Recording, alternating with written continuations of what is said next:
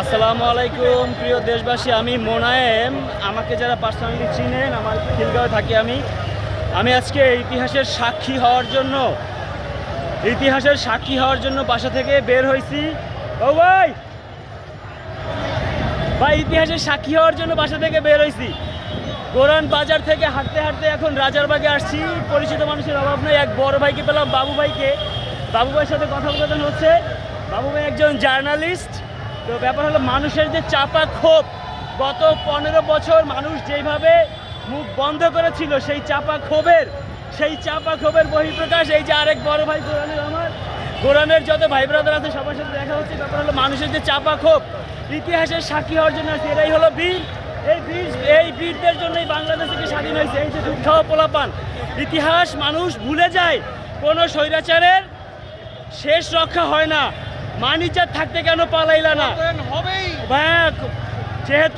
যেহেতু হলো, সম্মানের সহিত পদত্যাগ কেন করলেন না? পালাইলেন কেন? আরও দূরে যাব। অলরেডি 4 কিলোমিটার হাঁটছি। আজকে সারাদিন হাঁটবো। এখন বাজে বিকাল 3:30। ঢাকা শহর হেঁটে হেঁটে ঘুরে আপনাদেরকে দেখাবো। থ্যাংক ইউ ভাই, থ্যাংক ইউ। এলাকা দেখাবে। ঢাকা শহর ঘুরে দেখাবো। আসলে কথা বলার মতন কোনো সিচুয়েশন নাই। মানে যত দূরে চোখ যায়, যত দূরে হাঁটতে যাচ্ছি, জনসমুদ্র, জনস্রোত, শুধু মানুষ আর মানুষ ছাড়া কিছুই নাই। যাই হোক, অনেকে আমাকে বলবে তুমি তো পল্টিবাজ না। আমার মেধা, আমার বিবেক যেটা বলে আমি সেটাই করি। আমার মেধা, আমার বিবেক যেটা বলে আমি সেটাই করি। আমারই ক্যাম্পাসের বড় ভাই, অনেকে তাকে চিনেন। তার সাথে আমার 1 সপ্তাহ আগে বিরোধ হয়েছিল এই জুলাইয়ের হত্যাকাণ্ড নিয়ে, জুলাইয়ের যে নৃশংস হত্যাকাণ্ড।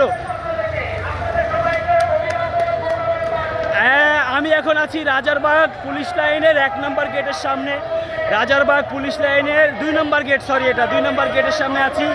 2 নম্বরে পুলিশ তার সকল জনস্রোতকে, জনতাকে অভিনন্দন জানাচ্ছে। পুলিশ অভিনন্দন জানাচ্ছে। মানুষ এখানে হাসতেছে। পুলিশ অভিনন্দন জানাচ্ছে। সুপ্রিয় দর্শক, পুলিশ অভিনন্দন জানাচ্ছে রাজারবাগে। তো এখানে মাইকিং দেখতে আপনাদেরকে দেখাই। শুভেচ্ছা এবং অভিনন্দন।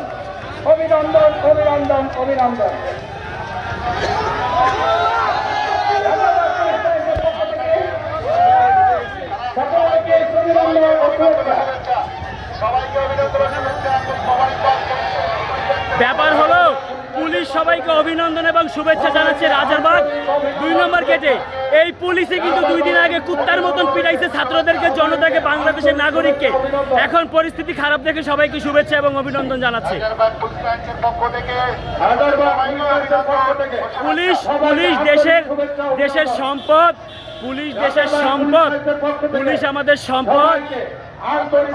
এখন আছি রাজারবাগ 2 নম্বর গেটে। হাঁটতে থাকি, সামনে কত দূর যাই দেখি, আপনাদেরকেও দেখাই। জনস্রোত, জনসমুদ্র, ঢাকা শহর জনসমুদ্রে পরিণত হয়েছে ঢাকা শহর।